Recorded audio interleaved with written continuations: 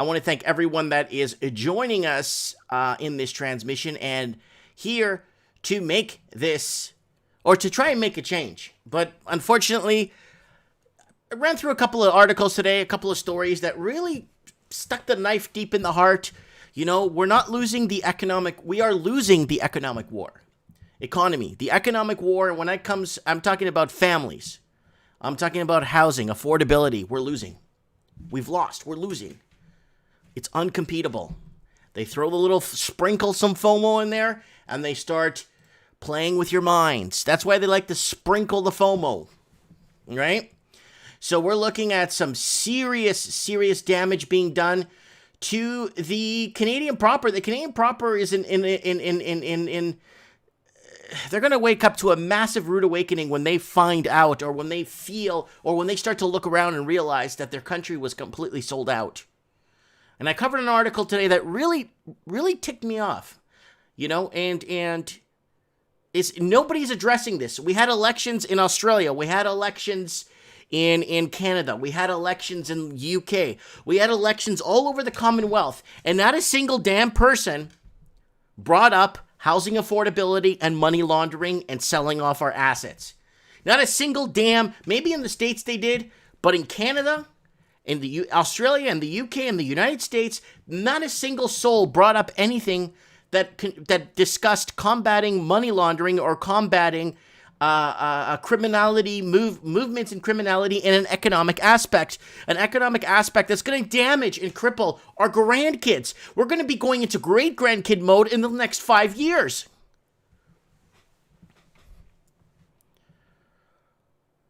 I don't know what to tell you guys. I've been preaching and addressing this, and you know, they ask questions when election cycles come up. They talk they talk about global warming. They talk about global warming. They don't talk about affordability levels. They don't talk about the amount of youth that's dying on our streets from fentanyl overdoses. But the Canadian government is contributing $300 million to help combat COVID. But more people died in BC of fentanyl overdoses and fentanyl and opioids and stuff in the month of May than died of COVID the whole month in all of BC. So something ain't right, and we know it ain't right. But we're getting sold out so hard. It's pissing me off. And you know what? You know why it's pissing me off? It's because no one's doing a damn thing about it. You know why? Because not enough people are addressing the problem. Not enough people are addressing this, so it's lost in global warming. It's lost in, what other bullcrap are they what is it? COVID. It's lost in everything.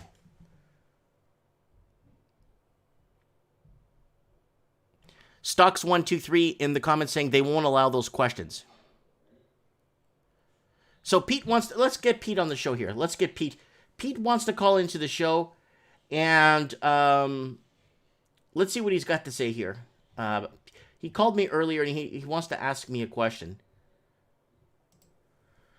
All right, let's get Pete from Hamilton, Ontario. Mike. Pete, how are you, my brother? Let's get Pete on the show here. Let's get Pete. Hang on a second, Mike. Mike, can you hear me? Yeah, I can hear you perfectly. How are you, my brother? Excellent, man. Hang on, I gotta turn this on. Give me 1 sec. Congratulations.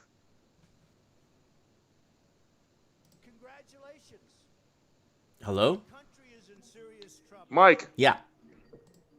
Hey, can you hear me? I can hear you perfectly, buddy. Loud and clear. Sorry. Okay, man, I love what you're saying. I got a question for you. My girlfriend is a real estate agent.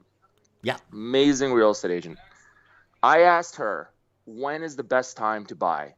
Her answer for me is always right now.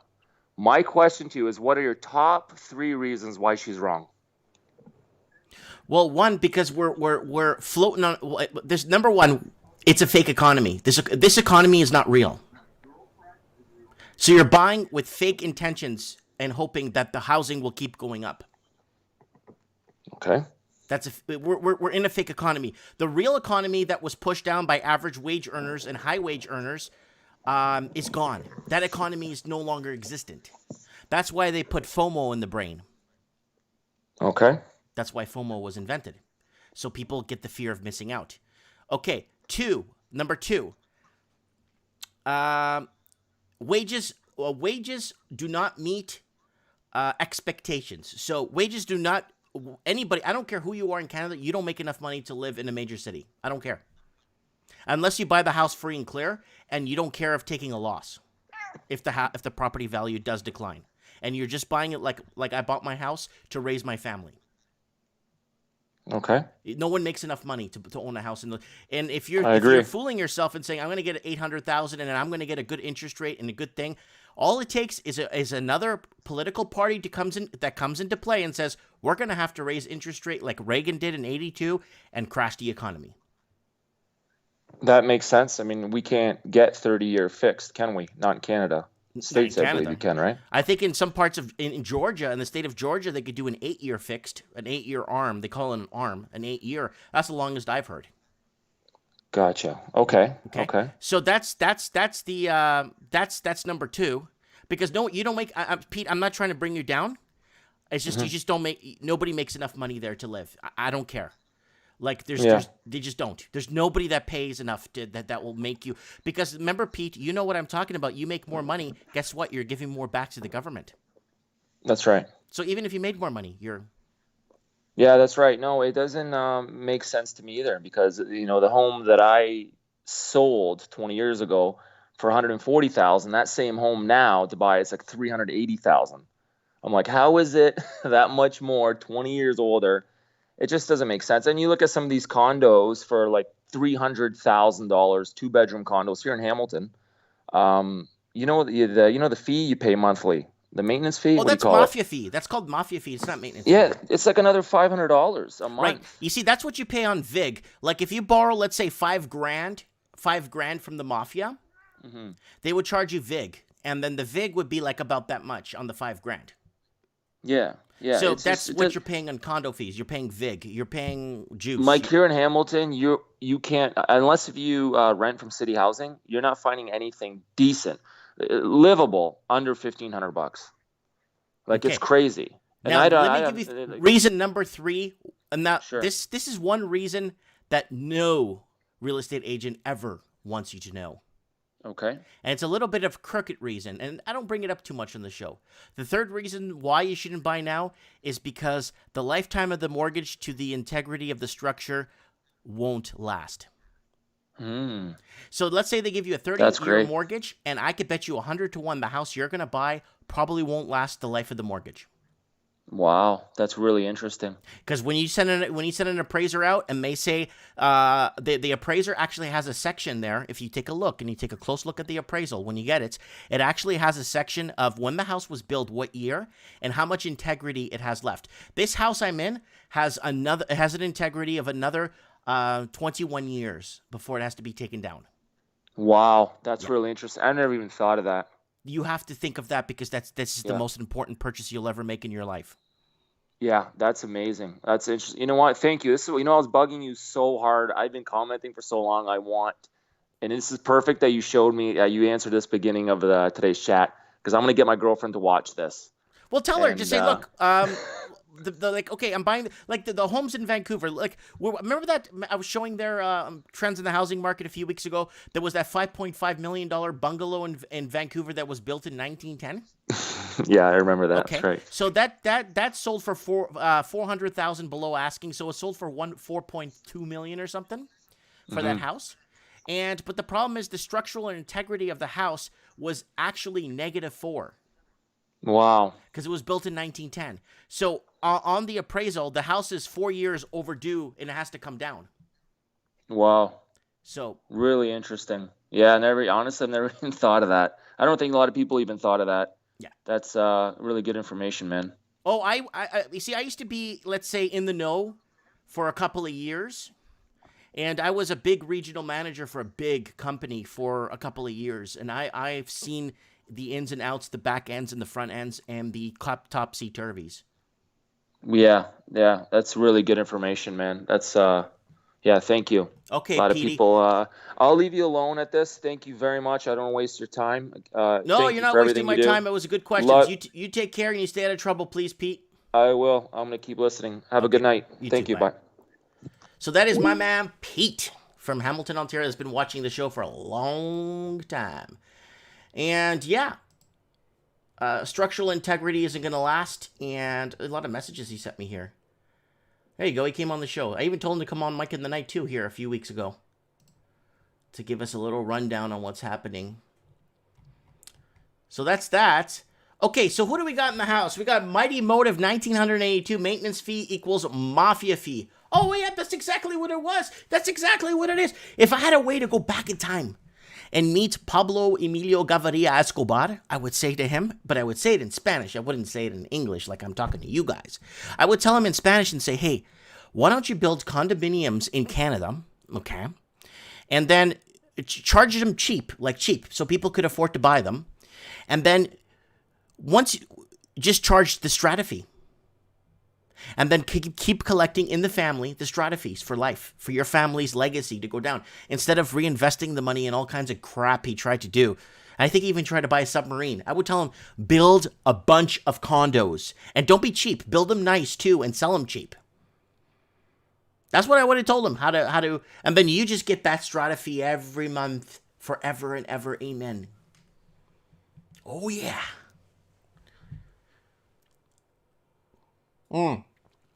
David Xavier.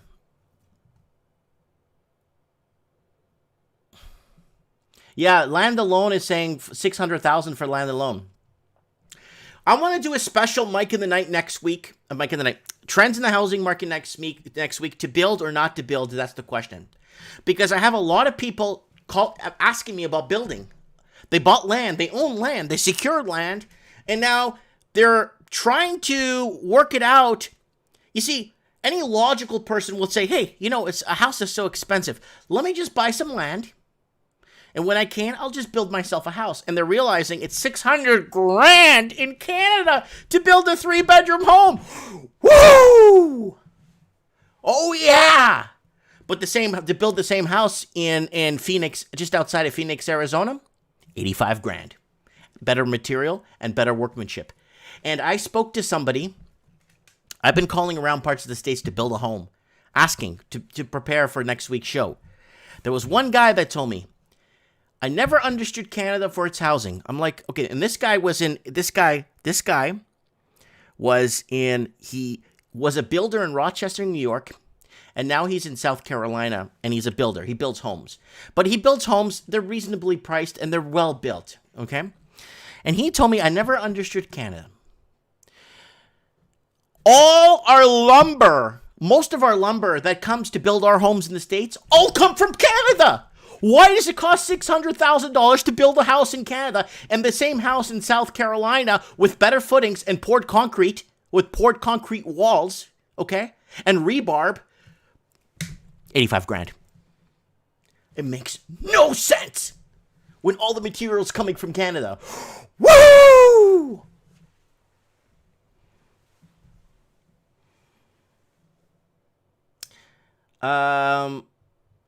Eamon saying, I wonder if the BC Lottery Corporation execs are going to be investigated for the money laundering. No, because a lot of those people aren't Canadian, so they won't be.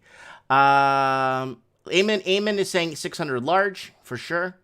Mighty Motive 1982 says, I heard in Ontario, I'll say again heard, if a home is over 100 years old and you purchased it, you don't have to pay property tax. It's considered historical property. They would never, ever, ever, ever allow that. They're starving in Ontario for taxes. They will never, and they won't even.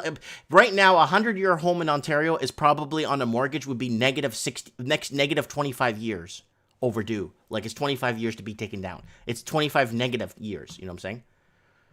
So Anthony is saying, sorry I missed the last few shows, Mike. I wanted to call in for some gold talk last week, but I had conflicting schedule. That's okay, buddy. Don't worry. Jem Rose says, because we are suckers. So it's more profitable to be a builder in Canada? Oh, yeah, it totally is. The same house The same house. So to build my house, okay, my house total 7, okay, wait, 4, 5, 6, 7, 8 bedrooms, I think, wait, 8, 3 living rooms in this house. This house used to have 2 suites in it. I paid $260 for this house when I bought it. $260,000. But to build this house, not the land, to build this house is going to cost me $600,000. Could someone educate my head here? I don't know what the heck is going on here. All right, let's go over some news, guys, before we get our next caller on. Looks like David wants to call in. We'll get him in real quick. Let's do a quick channel plug. Guys, don't forget, let's go to article scan here. Guys, don't forget to subscribe to the channel, please. Please set your reminders for Friday morning, Can't Read Market Talk, and Mike in the Night on Saturday. Lots of past shows. None of them are getting views anymore. My views went down from 140,000 views per month to like 33,000 views per month. So I lost a lot of viewership. My stuff isn't getting out there. But for housing, you want to watch this. Underwater blowing up. Canadian mortgage debt explodes. Point of no return. You want to watch this one. Let the evictions begin. You want to watch this one. Ban foreign ownership. 78% in favor. You want to watch this one. And September, in Australia, they predicted that September is going to be the 2020 cliff where everything falls off. You're going to want to watch this one if you're in the Commonwealth. So, anyways, so don't forget to do that and go ahead and buy something. I want to thank people that are still buying from here. They're Mike in the Night and the Trends in the Housing. We have a Supreme Cannon mug here. We got all kinds of cool stuff here. If you guys want to go ahead and buy something in their Teespring store, I would really appreciate it. You can find the link on top of my channel right here on the top right. Facebook, I'm going to give you guys, look at that. Look. I put up 2 posts on Facebook and I reach almost 5,000 people in a month. Just by putting up 1 or 2 posts. Ooh, this is a Zero Hedge article here, but I might be reading this one tomorrow because it looks like it's a big one. It looks good. Put up a few videos here. Look, I reach 5,000 people in a month. Why? Because I have 120,000 people that follow me on Facebook. 115,000 right here. And Facebook will not allow me to be a public figure because I am not a credible person. So they would not allow me. But there's people with 2,000 followers that have a verified page. I cannot verify my page with 120,000, 115,000 followers. That's really nice, Facebook. Thank you very much. And this is the article that was just sent to me. 83 tons of fake gold bars. Gold market racked by massive China counterfeiting scandal. Woo! Yeah! Give it to us more! Yeah! Bring it more in! Bring it in! So I'll be doing a story about this tomorrow. 83 tons of fake gold bars. Gold market. So China's probably getting the real gold and selling off the fake stuff. And doing this. Oh, man. This is from June 30th. That's from yesterday's date. Oh, man. Hold on a second. I've been watching you for the last couple of weeks. We don't have victories anymore. When was the last time anybody saw us beating, let's say, China? Yeah, so here it is, guys. They're coming to impoverish us. They're coming to strip us of our religions. They're coming to strip us of our beliefs. And they're coming to take everything. They started with the housing, and now they're going to do everything. A company with a golden future. Right here, golden future. Right here, golden future. China. Losers. So I'll be reading this tomorrow morning. You want to see my reaction on this one. I'm going to save this article. See, people send me stuff all the time. People send me stuff all the time. And you guys got to send me these articles because I could see them and I could read them. And guys, if you want to follow me on Instagram, go ahead. People message me show tips on here all the time. Yeah. Someone was asking me how come I'm not covering COVID anymore because I did a good job covering COVID. There's no point. It's a waste of time covering that. I have more important things to cover.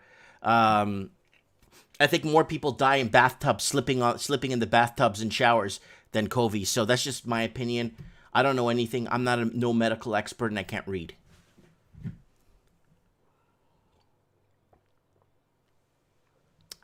Wow, we're off to a good start tonight.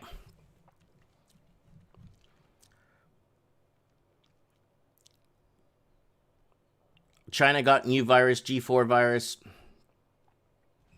Yeah, Craig is in the comments. He's a truck driver. Eamon is right. He's saying there are coming to monitor us, tracing apps, vaccinations, passport ban, guns, outlaw hunting. Yeah. Oh, yeah.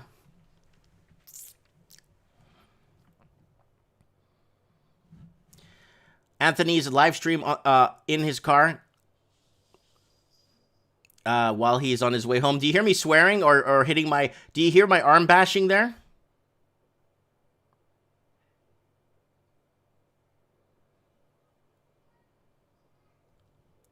Fake gold is a problem in Canada too. Oh, yeah.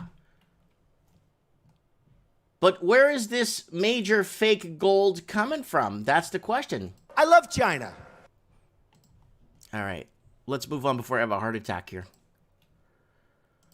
All right. Let's go to article scan. Let's go to the biggest story of tonight for housing. We got 3 big stories tonight, guys. We usually... Let me take this off. I can't see a damn thing. I'm just joking. I can see fine. Okay. Let's go through the biggest stories for tonight, guys. Here it goes, guys. Let's go to article scan.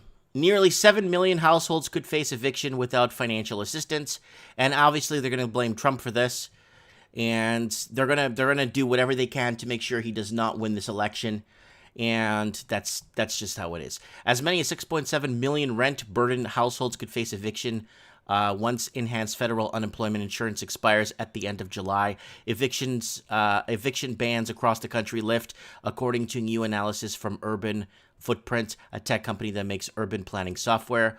This level of displacement is unparalleled in U.S. history and carries the political to destabilize communities for years to come. No, it's not going to destabilize. It's just going to get swooped in and bought out by foreign investors. That's how it works. So more federal aid could be on the way. So that's what they're doing. To prevent a flood of evictions, housing policy experts, including at the National Law Income Housing Coalition, have called for $100 billion in emergency rental assistance for both tenants and landlords. So they're going to try and figure something out. They blew this whole COVID thing right out of the water, but they had to. It is an election year. They're going to have the 5th wave, the 6th wave, the 7th wave, the 8th wave, the 9th wave, the 10th wave. But the origin country of this is completely free. It's clear. There's nobody that has it there now. In the country of origin. Yeah.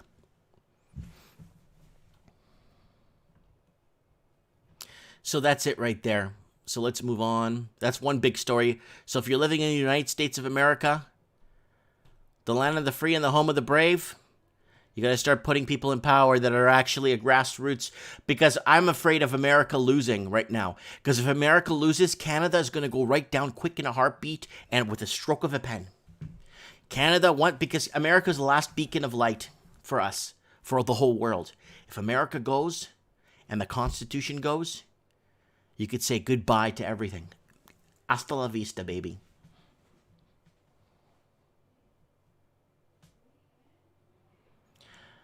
Afzal is asking, Mikey, what do you suggest where to buy a home out of major cities in entire Canada? If you have to be at least 45 minutes to an hour and a half outside of a city center. It doesn't have to be a major metropolis, but a city. So I would say, to be honest with you guys, like, let's say, like me, I'm in Merritt, right? Nobody wants to come here. Now everybody's coming here, right? In full force. And I bought my house for $260. I got a property tax thing in my house. They're saying it's worth like 500 grand. And I'm like, no, this house is not worth 500 large, please. But that's what they assessed it at, right? It's all a big business. And the problem is you have to go now to not secondary, but tri-cities outside of a major city. So you're going to have to learn to become efficient, to be honest with you. People need to start to become efficient. So take the nearest major city.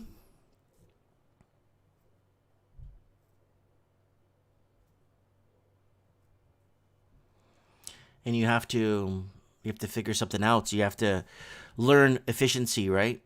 I'm noticing one thing. A lot of people that are moving into this town are getting solar panels. So that's something I might consider doing in the next year or two. I'm going to check the integrity of my roof, and I'm going to put solar panels and see if I could go fully off grid and put an electric water heater and go fully electric, right? Jem Rose is saying nowhere is cheap in Ontario. There isn't. Unless you could do what I do. Like I created my own job, my own store. I'm dubbed as the merit molester because I open a business similar to someone else in town, and everybody calls me the merit molester because some guy says I'm a merit molester. That's really good. You got to check me out on The Dirty, too. It's really good. You got to read the articles on The Dirty. Go to thedirty.com and type in my name. It's so good. I go to the police and say, how could he be doing this? He's forming an opinion. So Canada's changed in many ways. People just do what they want, and there's no recourse on it. You know what I'm saying? All right, who do we got? We got Aquarius in the comments. We got Axel in the comments. We got Jem Rose. Plus, jobs here are hard to find outside of the city and hard to keep. You got to make your own thing. You got to be self-sufficient. I have my little eBay store. That does very well for me. I trade my stock every day. That does well for me. I don't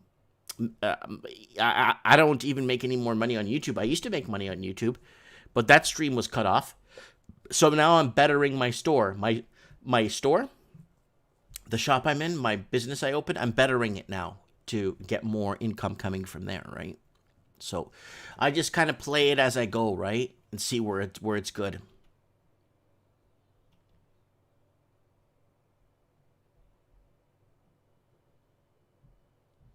Yep. So yeah, it's been a battle here for me. It's been a battle. It's been a battle in a small town. You know what I'm saying? Like it's been a real battle for me opening and having my business here. But I did it on my own, and I have this for you guys, for us to come and talk, right? And it's important that we do this because we need to keep in touch. You know what I'm saying? We need to keep in touch with reality and what's happening. Like, this is what happened to me. I opened a business similar in town, and look at this. Go to article scan. Mike Martins is a dirty, fat liar, fraud, and a fake. You're going to expect these things when you move to a small town, too. You got to remember, you're going to deal with this stuff when you relocate your home to a small town. You're going to get this. So the competing guy in town made this about me, and he comments on here saying, Mike Martins is digging himself a deep hole. He's a molester, and all I'm trying to do is save the local townsfolk from his lying and manipulative ways. He needs to be shut down and run out of town. There is no room in merit for this kind of behavior. I'm doing the town a favor, getting this scumbag shut down. So this is all these comments here from basically the same 5 people going around in a circle, looking to shut me down, shut down my business, and shut down everything I'm working for me and my family, right? I went to the police, and they're saying this person is forming an opinion, right? I'm writing a book now calling How Far Can I Go? And I have all the police reports to back it up in forming an opinion.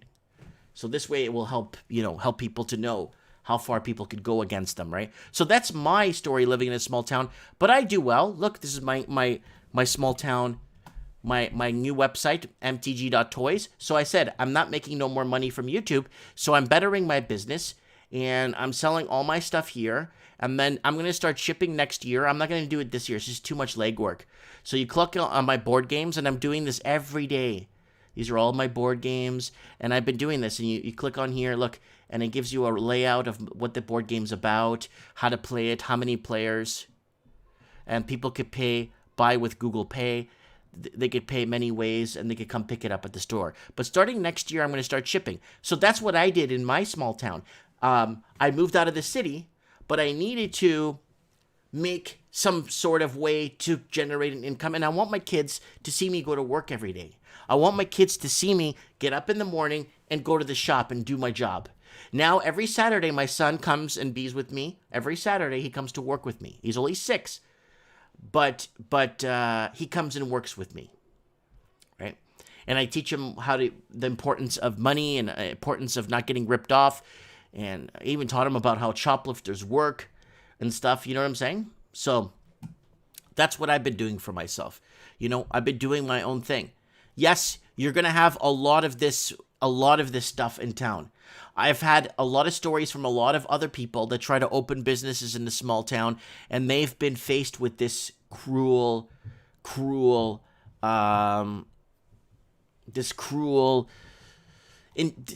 stuff that's happening to them. I'm branded as the merit molester now, but what am I gonna do?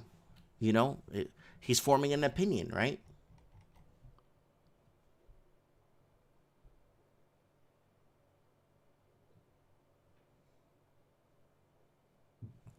All right, let's move on. Big story from Sydney, Australia. Here we go. Sydney and Melbourne home prices fall for the second month in a row. Now it's becoming a trend. It wasn't a thing. It's a trend now. Sydney and Melbourne property values have dropped for the second consecutive month, with the most expensive homes bearing the brunt of the decline as buyers and sellers return to the market. Home prices across the country fell 0.7% in June, following a 0.4% decline in May. CoreLogic's home value index released on Wednesday shows all capital cities, with the exception of Adelaide, Hobart, and Canberra, experienced declines. Why Adelaide, Hobart, and Canberra? Why? Because everybody left Sydney, Melbourne, and all the big cities to move to Hobart, Canberra, and Adelaide because it was cheaper and the affordable housing was there. And there was hopefully jobs there.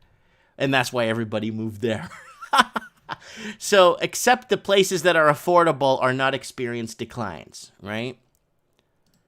And another big story for today, Sydney property market swollen with 30,000 empty rentals. Guys, we've been talking about vacant units across the Commonwealth, and we're talking millions of empty units owned by foreign investors, and this is becoming a huge problem. Sydney property market swollen with 30,000 empty rentals. You can't make this stuff up. And whoa, there must be an oversupply in the market, and there must be no homeless people in Australia, because look at all these empty rentals. No, there's a lot of homeless people in Australia. Actually, there's more homeless people per capita than they've probably ever had in the last 150 years.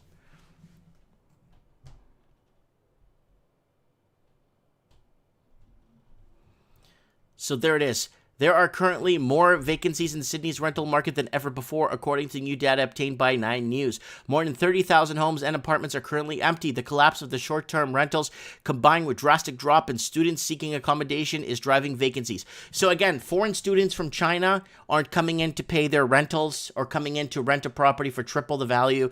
So a lot of these entrepreneurs, I'm renting out a house to a student and I'm making money. Well, it's backfiring. So a lot of people do I backfire. So I buy stocks sometimes that go bad. I backfire too, but I don't expect the government to bail me out when I buy some stocks that are not good. So why are they going to bail out these losers? These entrepreneurs. In Australia, if you own a property, you're a business investor. You're considered an investor when you own a property. 20 years ago, the average Joe 30 years ago, packing groceries at the supermarket owned his house. He wasn't considered an investor. But in Australia, you own a property. You're an investor, not a second property. A property. You're an investor. You're a business person. Yeah. So we got the comments rolling in real good here.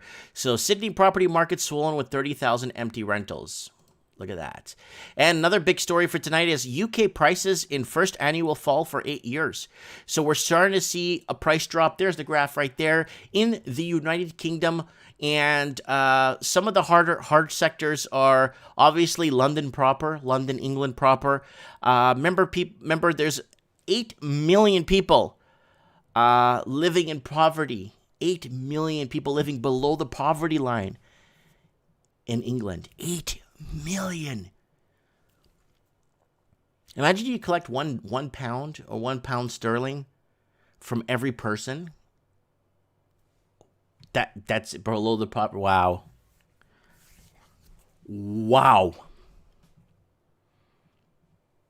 Oh, Alf saying Airbnb. Woo! Yeah, Airbnb, yeah. ABC is saying rental business is over. Jem Rose says wolves don't procreate when there is a threat to the herd. Similar how Canadians have responded. G-Man is saying, Hong Kong, it's all yours. Oh, Hong Kong, they're going to come to Canada. They're going to bring millions and billions to Canada. They have to.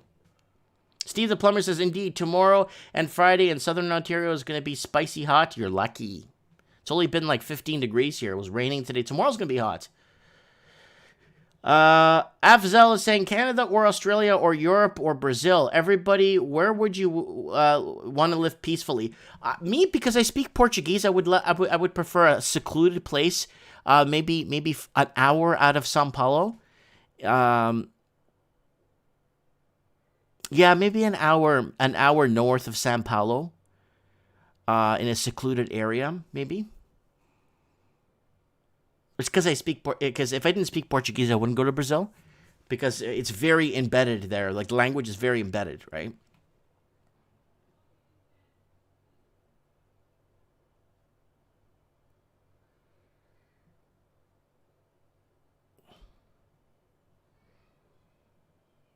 ABC says, I bet Mike makes a lot of money and moves on from marriage. I've been saving a lot of money since I moved here. That's true. Because everything's so much damn cheaper. Well, I wouldn't say property taxes are high here, but in spite of other things, like all the farmers markets that I shop at and butcher shops, you get better quality for cheaper. So, okay, guys, this is the UK housing market. This is first annual fall in 8 years. Rest in peace, the London, UK housing market. And this is a video I wanted to bring up. Get out of Sydney, if you guys remember. Vacant apartments in Sydney. Get out of Sydney. And it's kind of funny how YouTube sets this up. I haven't been living here. I moved to my house when my daughter was 3 months old, and she's 4 now. And look at this. I haven't been here in years, and it's showing 2017. Oh yeah, get out of Sydney. Housing crisis in Australia. There's a comment here from a few years ago. Absolutely right, Mike. Prices in Sydney, Melbourne, London, Vancouver, right up there with Hong Kong. Seems to be a Commonwealth thing or scheme. It's property bubble being pumped up by banks, and we, my friends, are experiments in the scam. Criminal bankers lending money on dodgy paperwork so you can buy your dream that will turn into a nightmare. When interest rates rise and the bank revalue your property for less than they've loaned you, love the foreign tax idea. I'm thinking of renting my poop hole place out in Australia so I can go live in Greece. There are suburbs in Sydney I would not set foot in for over $1 million. Thank you for your vid. It's right on. So this is from many years ago, this comment. And I was right. But that's okay, guys. Nobody knows I was right, because all the big channels that weren't warning anybody years ago about what was going to happen are doing it now. Because a lot of these loser channels out there, I'm noticing they're post-dicting. They're not predicting anything. Post-diction. Anyone could post-dict. Oh, I just saw the hockey game. I'm going to tell everybody what the score is going to be in the hockey game after the game's over. Anyone could do that. But all these big channels rallying and getting all these subscribers and telling people how good they are at post-diction. Any loser could post-dict anything. Better dwelling. Canadian homeowners pull back on home equity borrowing to pay down debts. Canadians have suddenly stopped borrowing their home equity and are lower. Oh, they're stopping? They're stopping to use their home as an ATM machine. God bless America. Thank God. Thank you, God. They're no longer using. Why? Because they're tapped out. They're maxed out. They are maxed out. So we got someone saying, Mike the Prophet. Mike the Prophet. Yeah, Jem Rose says, if you live anywhere near cottage country, the grocery food price is out of control. That's why if you live in cottage country, that means you have a bit of land and you start growing and start learning real quick on how to harvest and make your own food and jar stuff. This year I'm going to be jarring stuff. This year I'm going to make a bunch of chorizo. I'm going to go buy some pork. I'm going to make some chorizo. My mom's going to buy a big she wants to buy, I don't know, a big smoker, a big metal one she wants to put in the backyard so we can smoke our chorizo. Stuff like that, you know what I'm saying? But yeah, we're doing that. On my garden, you guys, I don't know if you guys saw the video on my garden. It's doing well. My corn's getting big. Everything's growing. So it's time you start going back to basics. It's time to go back to the Enlightenment age, before the Enlightenment age. Heck, go back to the Dark Age, disappear, go off grid. That's because that's how bad it's getting. Jem Rose saying property taxes are astronomical too. Yes. Today I had a gentleman in my store that's been watching my channel since pretty much when I lived in Vancouver, before I moved here, and he told me what he paid in property tax in Vancouver, and I found him houses in America where the payment of the house, of the 7-bedroom house, 5 bathrooms, 6,000 square foot house, the payments on that house will be cheaper than the property tax he's paying monthly in Canada. Oh yeah. He was so mad. Like, he wasn't mad at me. He just took a picture of the thing to show his wife, and he's like, you know what, Mike, I don't know, man. I don't know what's going on. You know what I'm saying? Yeah. Well, the guy's paying, I'm going to tell you guys don't know who the guy is, but he's paying $19,000 a year in property tax. $19,000 a year in property tax. He even showed me his property tax. He brought his property tax in and showed me $19,000. And I told him, look, divide that. Let's convert that to US dollars, and let's see what you could pay monthly in the US for what you're paying in property tax. Never mind mortgage payments. I know people that are like shop owners, like in Vancouver, that are paying $22,000 a year in $40,000 a year in property tax for a little salon. We covered it here on Trends in the Housing Market. We had the video up of the guy. It's in Trends in the Housing Market in our backlogged videos. The guy's there and he's like, hey, you know what? We got a problem here because how much am I supposed to charge rent? I can't afford it. I got to raise the rent by $5,000 a month. Lenny Pooh's asking if I'm in Archie Bunker's house. No, this is Al Bundy's house. And the reason why I chose Al Bundy's house was because that was the time of when the American average Joe Donuts could sell shoes for a living and still raise an entire family and live in a modest-sized home and live a decent life. There's all hidden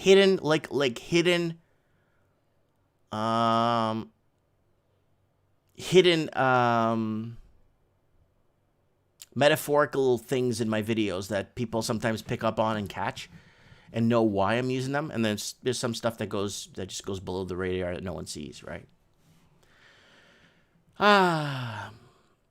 So I actually did this article here. I did this article the other day on the channel. Canadian mortgage debt explodes in growth as payment deferrals hit over $743,000. Yep. So more and more Canadians are at the wayside right now and putting their mortgage payments on hold, and that's gonna come around knocking, like a knock on the door in the night. All right, let's get this straight away here. Toronto renters spend way more of their income on housing than mansion owners do. Now, I'm not going to read this and find out why, but I'm going to let you guys know that a lot of mansion owners in Vancouver, and there's articles on it by the CBC, are collecting welfare. They're mansion owners, but they're collecting welfare. Do you know why? Because their income is zero and they don't pay they don't pay any taxes. So when your income is zero, you're eligible for welfare, and they're getting welfare every month. Many mansion owners in Vancouver are collecting welfare. A lot of people don't know that, but there are articles out there you could find. And I kind of wanted to throw that out there. Yep. That's how it works. And I wanted to bring this up because I did make a video about this. BC Lottery Corporation finally reveals secret behind $7,000 fine for money laundering fumbles, and they got to keep it a secret, and it's a big deal. They don't want to because why? Canada would be in a recession without money laundering. I love China. We don't have victories anymore. When was the last time anybody saw us beating, let's say, China? Yeah. So this is a secret of money laundering in Australia. I've covered it too. The housing casino market in Australia, I've covered that too. And I even covered what countries are, what they are money laundering and how much I gave an estimate before the money laundering scandal started. I gave an estimate of how much billions of dollars each country in the Commonwealth was. It's on my channel, and I discussed this. Man, was I under with Canada. I thought it would have been maybe $250 billion laundered through our real estate. I was dead wrong. It's like 4 times that. Yeah. Oh, yeah. So there it is. So BC Corp finally reveals secrets behind $700K fine. Our country is in serious trouble. Canada would be in a recession without money laundering. And this is only when the money laundering was being investigated from 2011 to 2015. And they only caught 200 billion of it because this excludes reinvestment. That's layering money laundering, and typical layering and integration process of money laundering, that's the mafia. The mafia usually does layering and integration because how that works is you're actually paying the taxes on that money and you're actually cleaning it, so you are investing in the infrastructure. Or you live in Vancouver or a major city, you own a mansion and you're on welfare. I'd rather have the mafia do this because they actually put the money through the system and pay for our roads, our schools, and our hospitals. That's just me. I'm talking about like the local mafia. I'm not talking about the triads or anything. Those guys don't pay taxes. All right. And the world economy would collapse if the city of London stopped laundering money, says Hong Kong Shanghai Bank of China whistleblower.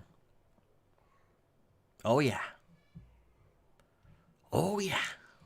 You can't make this stuff up. Now, here it is. City Council votes in a committee to advance new tax on big business. So they want to start, Seattle wants to start to tax the big businesses. Guys, I know a lot of people watch this show in Seattle or King County.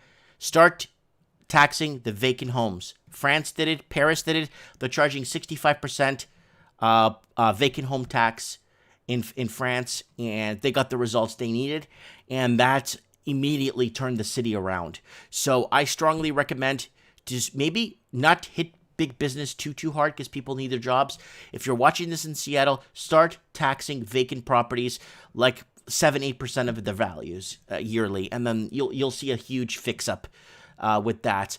And the reason why they're blaming the big business for the price of housing in Seattle, but Seattle home prices unscathed by coronavirus pandemic. So again, COVID, Seattle's unscathed by it. Why?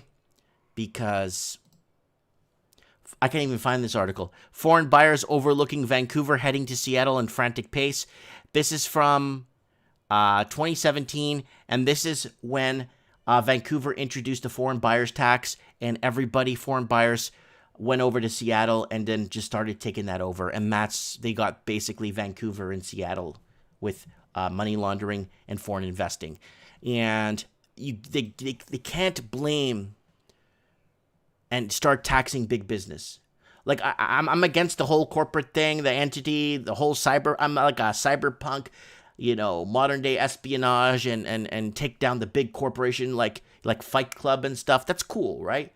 Kind of seeing the big guy pay for once, but they really shouldn't be really doing this to the big business right now, because it has nothing to do with that. It has a lot to do with money laundering and foreign investing.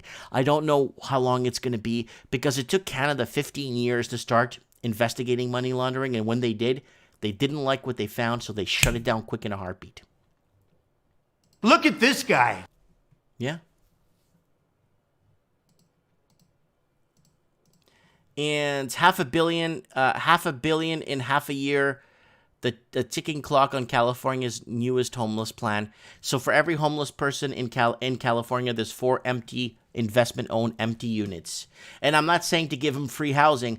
I'm saying that a lot of these people have pensions and military pensions and could pay a small menial rent, and still get by in life. But no, they're homeless. Woo! Let's take in some calls. I went over all the articles, guys. I'm going to be reading that one tomorrow. Guys, tomorrow I'm going to be reading this one, man. And I'll probably be reading it on Mike. I'll be reading this one tomorrow, guys. Get my reaction. 83 tons of fake gold bars. Gold market rocked by massive China counterfeiting scandal. Yeah. Get my reaction on that one tomorrow. All right, let's see who we can get on the show. Man, we've had a very eventful 50 minutes so far. I want to thank everybody for coming on and called into the show. Let's get somebody here. Okay, who the heck is here? Who can we talk to here? I'm just going through. Where's Steve? Steve, where the hell's Steve? We had him on last week or the week before. It's good to get an update from him. He's working in the foreclosure, like working with getting homes ready for foreclosure and stuff. And I hope you guys like my background. I thought of Al Bundy, the average Joe Donuts that went out, worked at a shoe store, and actually raised a whole family and took vacations and had a Mustang convertible. And that was obtainable because that was the American dream. In Canada was the same thing. Canada was a bit earlier than that, though. In Canada would have been like 1977 to 1986, and everything started to get kind of out of control after the 86 Expo. I think things started to get out of control.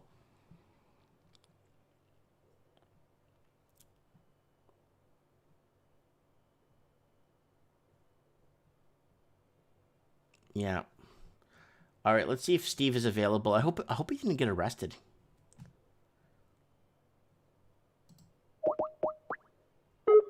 Let's see if he picks up.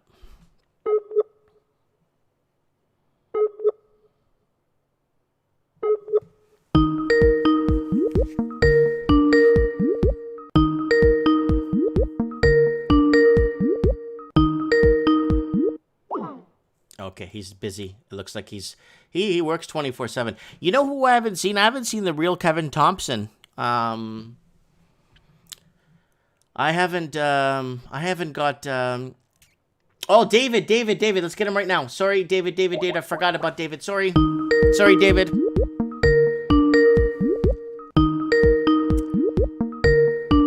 Hello, Mike. Yo, David, I'm so sorry, buddy. I totally forgot. I blanked. It's okay. So, what's going on, buddy? What do you want to tell us? Nothing much. Cause like I've been looking at the Toronto rental, just like in my area, and it's around, like for the $750. Yeah, I can find like a 1-bedroom rental. Cause right now I'm. Are you moving? Yeah, I plan on to move, but like I'm just like browsing, just looking around, and. And how much is a 1-bedroom? $750? Around 750, but it depends on the location. So, but like, I'm really like I still need to do more research on. But I'm looking at the rental units, obviously. Right. So, right. Because that's pretty affordable, $750. Because like in Toronto, that's pretty good. Because I know in Vancouver, like a 1-bedroom, they're charging up from $1,800 to $2,500 for a 1-bedroom, depending on location. Well, that depends. Like, unless you live in like downtown Toronto, yeah, you gotta be paying something around like $2,000 per month. Okay, that's what I. So Like you're like in the outskirts of Toronto. Yeah, it's like Scarborough area. It's like Victoria Park and Finch area. Oh, isn't that like the old hood? Because that used to be a hood when I was a kid. The hood? What do you mean? Like the hood. It used to be like a bad area, like when I was a kid. Okay, Do you I think it see. cleaned I see. up then? I don't know. I haven't been in that area I'm in not like probably 30 years. Victoria Park and Finch. Yeah. Really? Well, no, when I Okay, was a so kid, it there's was a like, pretty rough area. oh, okay, the hood. Okay, The I hood, yeah. wasn't I wasn't sure because I know Scarborough was pretty tough it's back in the day. I don't know if it still is, you know? I don't know because like Scarborough now I feel like because where I used to I went to Dr. Norman Bethune CI for high school. That's like from 2007 to 2011. Hmm. So like over there it's like mostly Chinese, Canadian. So I Okay. would say 90%, We 90%. got Kia in the house saying it's still a hood, and then we got Jay Smith saying that's the ghetto. Uh, I right, it guess I don't know. I haven't it been in that area, so depends, I'm not right? trying to bring it down or anything. But when I was a kid, that was a pretty rough area. Okay. The hood. Unless you live in like some of those rental apartments, right? Then yeah, kind of, but I'd say um when I went to high school, it was mostly like because you know how Chinese parents are, right? Like, because they want their kids to be like academically, Right. they do like very well, and so we don't have time for like street fights or anything like that. We just bury our heads in books and computers, just do work, you know. Hmm. So I'm not too sure about like this hood thing because I guess I was too busy studying for I understand. I like understand. Like you don't go out too something. much. You don't go out and hang out and stuff, right? Not really, no, not like going to a bar or anything. It's just like, just be a nerd and just do well in school so that you can, Hmm.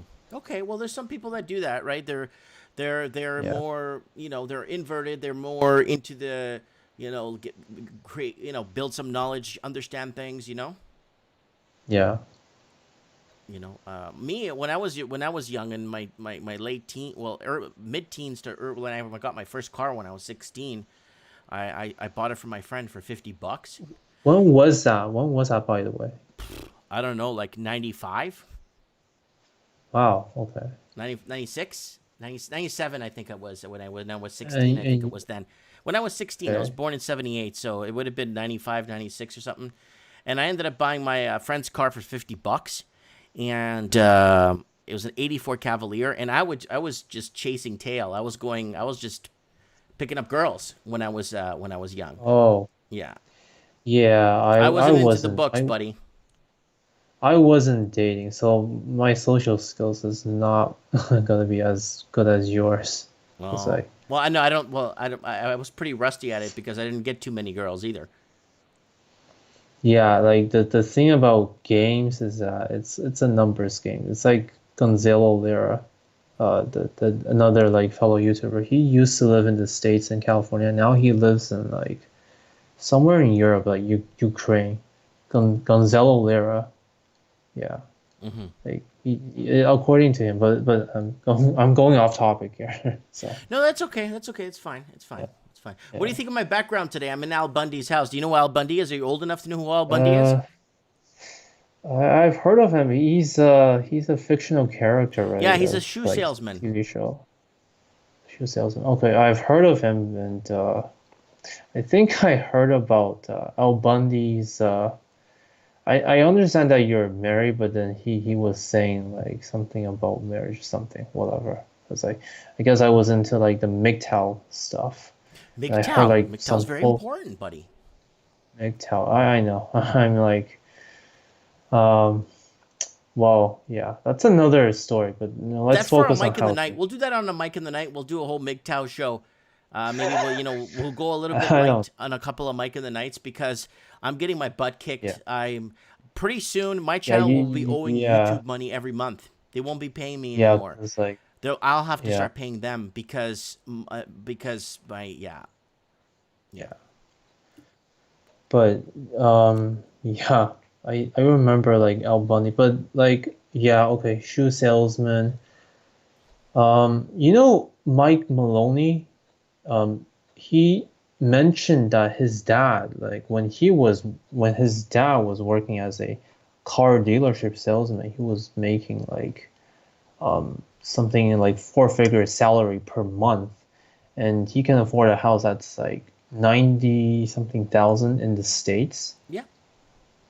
Did you see that, like the video, Mike Maloney, the gold and silver guy? No, I didn't see that video, And but like my dad, okay, when my dad bought our first house in Toronto, he paid $61,000 for it, and he was paying, I wow. think it was 19% interest. Okay, well, but I mean the mortgage, the principal is what? Let's say 61,000, Hmm. and then if you do the math, it's gonna be like what? Several hundred, maybe like A month in I don't interest, know, yeah. like well, interest and principal like blend, or like because like if you do like proper math, and like it's supposed to be like at first you pay the majority share in interest, and then as you It's front loaded. That's progress, correct. It's a front yeah, loaded front interest. load. Interest is always front loaded. Yeah, You're paying up front first more. That's why they at get you least to it, That's yeah. why they get you to refinance your home for a better rate because they get you again. Yeah, yeah.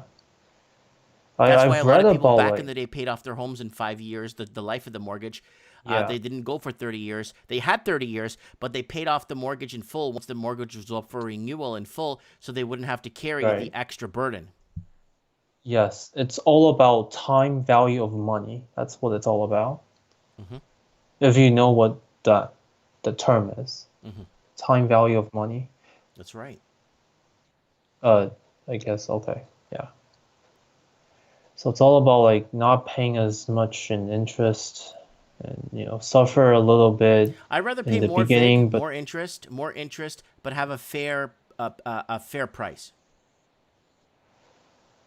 yeah, Right? I'd rather buy a but home for $460,000, like a good home, like a decent home, and pay mhm. 6%, 7% interest on that, than have the same home, pay $1.1 million for it, and have a better interest rate.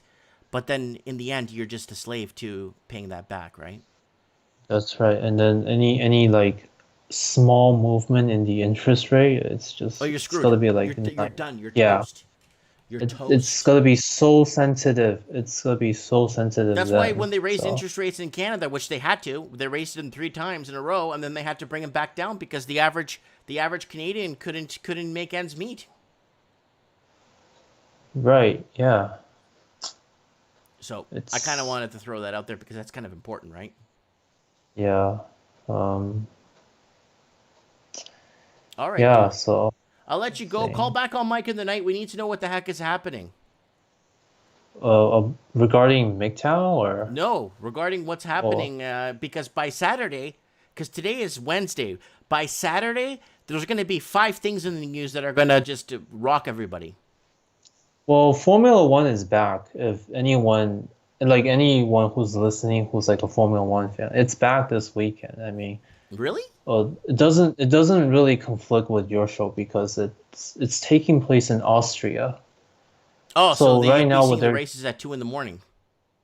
well, no, not two. It's more like 9, 10 a.m. in the morning. Poof. It's in Austria. Well, it's not too bad. It's like Vancouver time. It's like 6:10. It's I not like know, I terrible. know.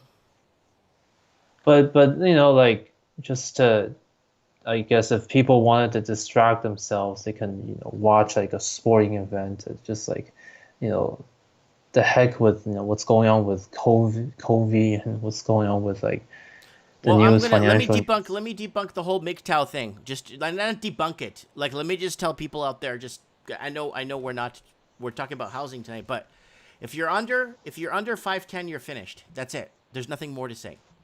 Western women do Well, it's not not. date guys under 5'10". Well, Period. well, well, it's not. No, no. Well, Mike, I have to disagree because I don't think it's like below 5'10". I think it's just that girls they like guys who are taller than them because girls want to Oh, look no, no, up no. I to a dated guy. girls that were like 4'3", but they wanted guys to tower over them. They wanted guys that were 6'3", 6'4".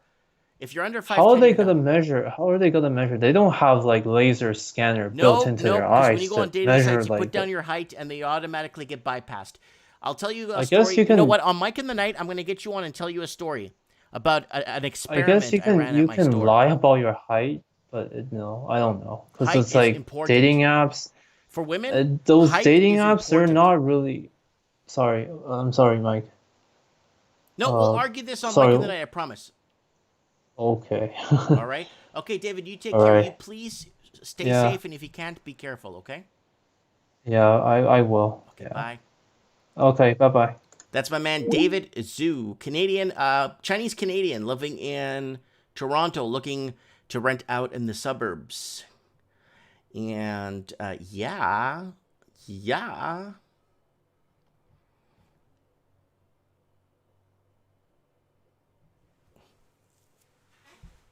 Okay, 1982 says, I'm 6'2". Woo! Yeah, you have nothing to lose, buddy. Steve Stevens says, COVID stands for covert operation via infection. Oh, this is moving too fast here. Mike Banks, yeah, but you can build as many cars as you want. You can't really keep building more land for houses. That's correct. Red Pill Millennial says, I'm 5'6". I agree with you, Mike. Oh, yeah. Oh, no. If you're under 5'10", you're finished. We live in a society where housing's unaffordable. Like, even having 3 jobs, you still can't keep a roof over your head. You're judged by Hollywood on how tall you are, this, that. And yeah, luckily I found my wife. I was so lucky I found my wife. My wife was like, whoa, you're telling me that like you're on dating sites, you go to clubs, libraries, whatever, you own a store, you do well, you have a nice Corvette, and girls don't date you? I'm like, yep, I'm under 5'10". She couldn't believe it. After she started talking to people, she started realizing, holy crap, people turn people down because of their height? Holy crap. You know what I'm saying? Luckily, my wife's from the Philippines, right? And she grew up under the male chauvinism. Her dad was a police chief, and basically listen to your husband and do this and that. And we live a very happy, down-to-earth lifestyle. We do everything together, you know?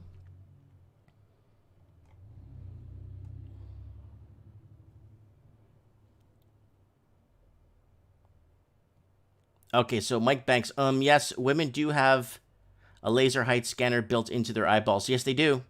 Women, yeah. So this is going to be for Saturday night. Marry a tall wife.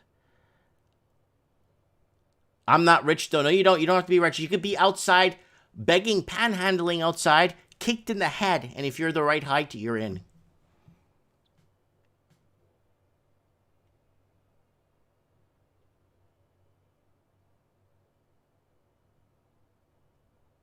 You could lie about your height, weight, and age on the dating app, but you still have to meet the chick.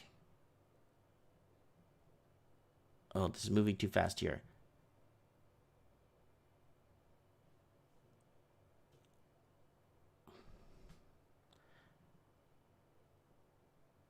Owen's saying he's 5'10". Yeah, Owen's like an inch, like 2 inches, 3 inches taller than me.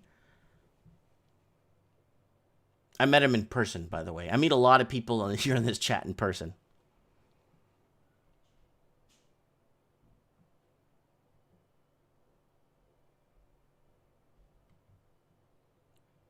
Matsky saying can't paint them all the same brush.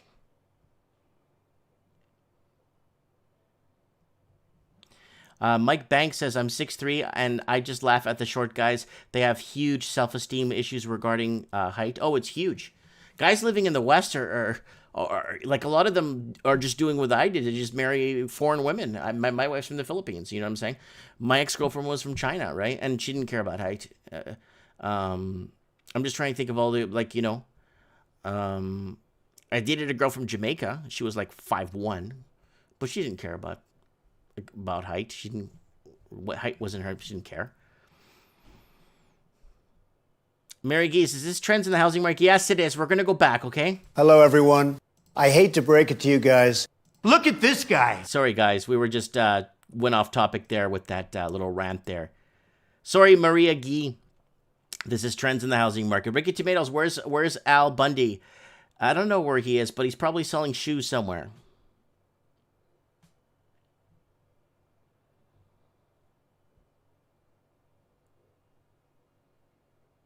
Roll Scratcher, unemployment benefits will expire July 31st, 2021. I covered that I covered that already, low roller, at the beginning of the show, buddy. We covered that. That was one of our top. That was our top story of the show. Right at the beginning of the show, we covered that. So first story.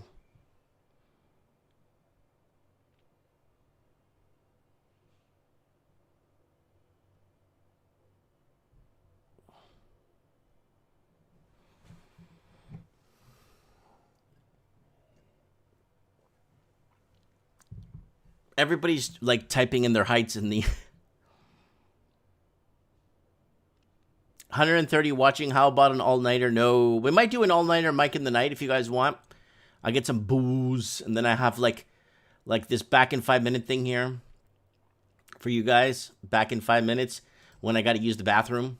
We could do that. All right, let's go back to housing here. Affordability issues, job losses, unemployment, unemployment, everything. Who the heck is out there, man? Oh, it looks like Rex Cohan is watching. I don't know if he's still watching. Let me call him.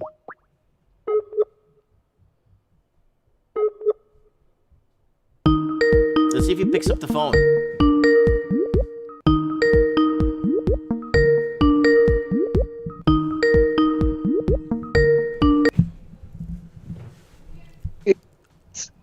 Rex? Yeah. How are you, my brother? Hey, I'm doing good.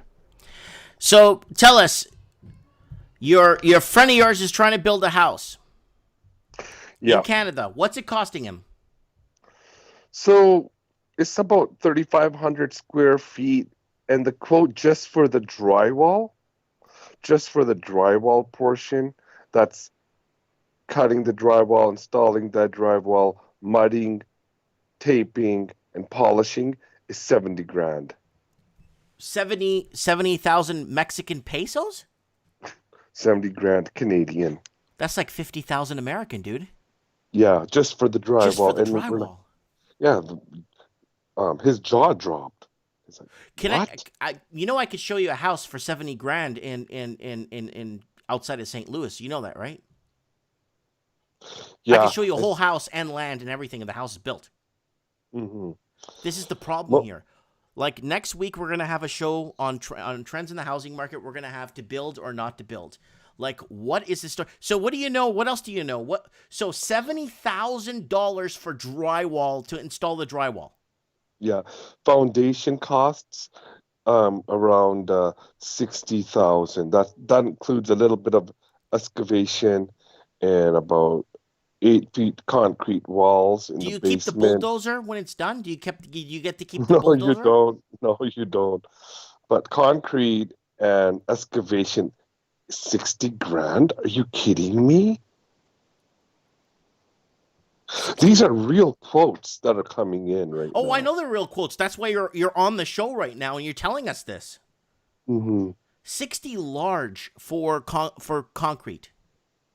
Yeah, and the excavation. Okay, guys. So guys watching this in the United States and guys watching this in other parts like Mexico, Central America, he's not talking poured concrete and rebar walls where the whole wall is made out of concrete. He's not talking about that. He's just talking about the foundation.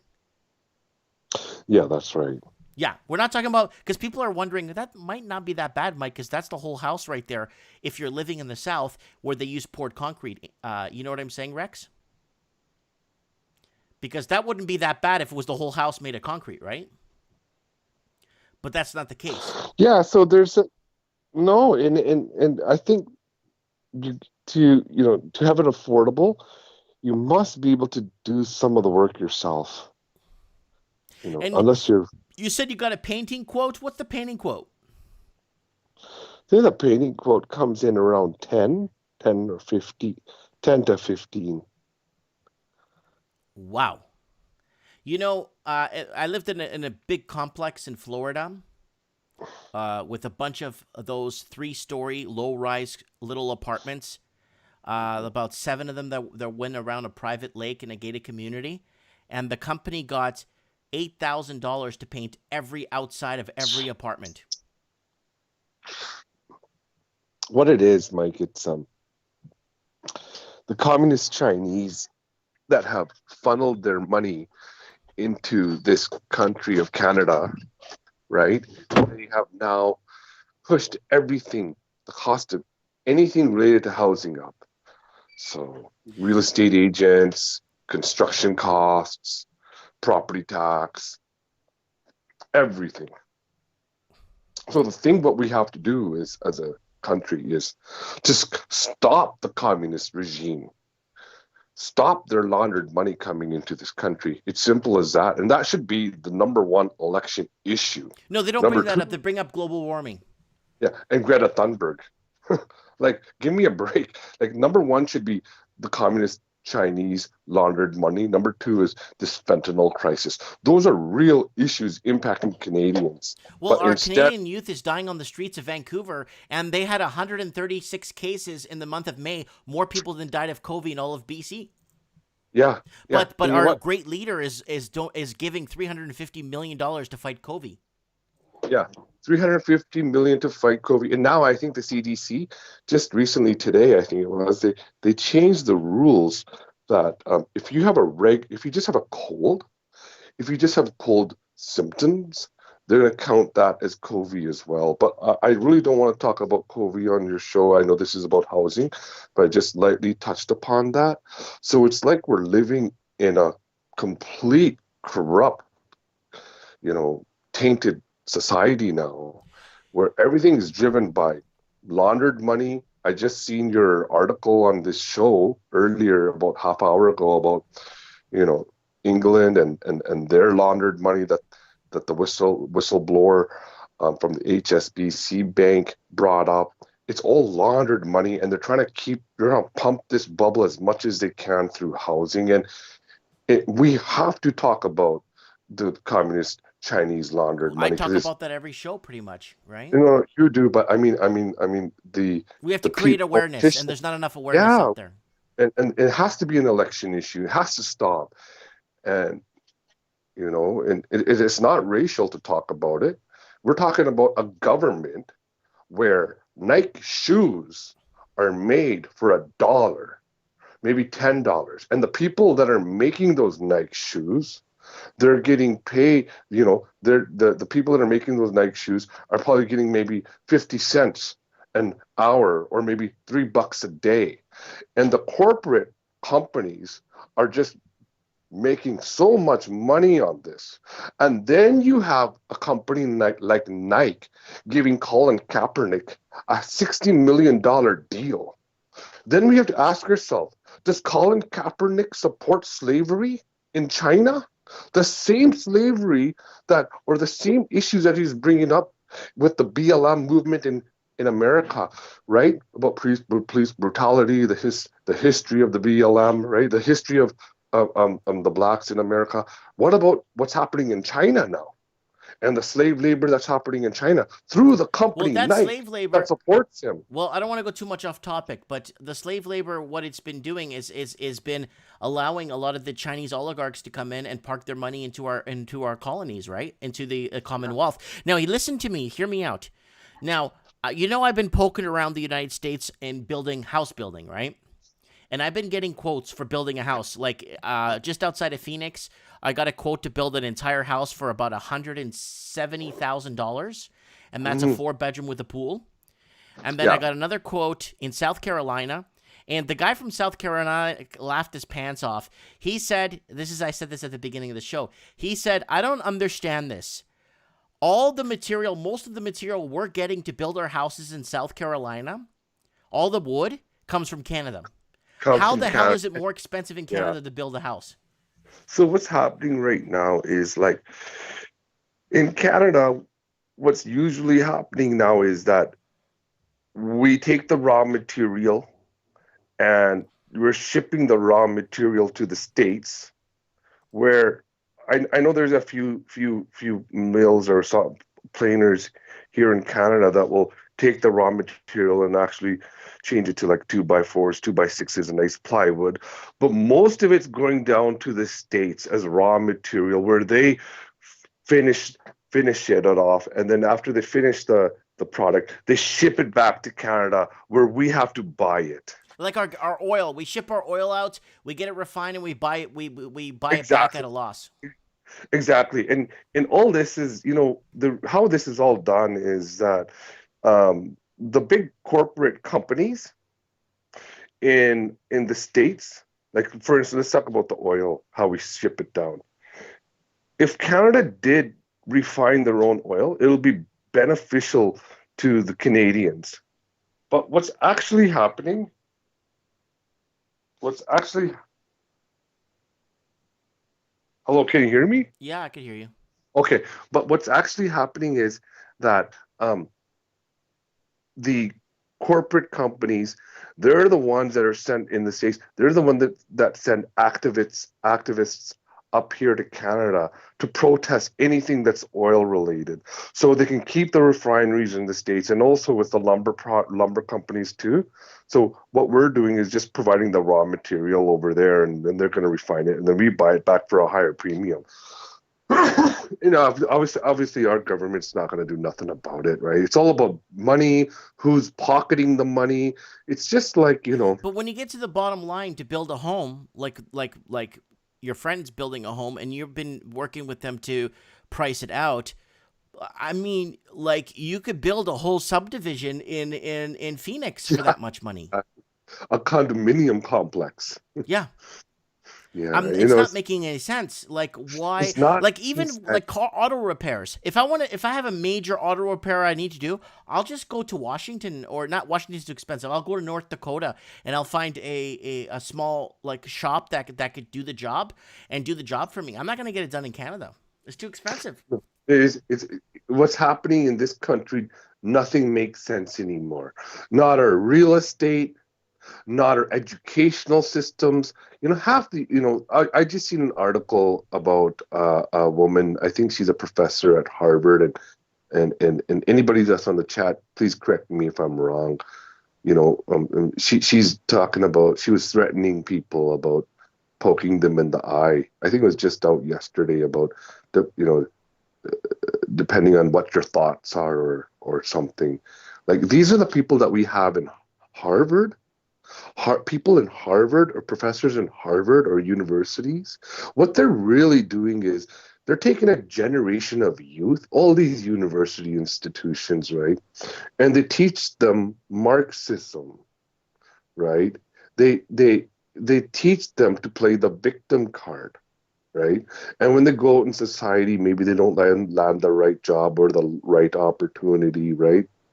And then what happens is this whole cycle of chaos and dissent, right? They use these same people, they train these same people in the universities to cause social discord and consent. And getting back to the housing issues, is that these same people now, it's like they'll protest anything else, but they won't protest the housing. Yeah, like I said at the beginning of the show, no It's one's ridiculous. protesting the affordability levels. No one's protesting the amount of people that are dying from these fentanyl and opioids that are being created and manufactured in factories in China, which we've already covered on this show.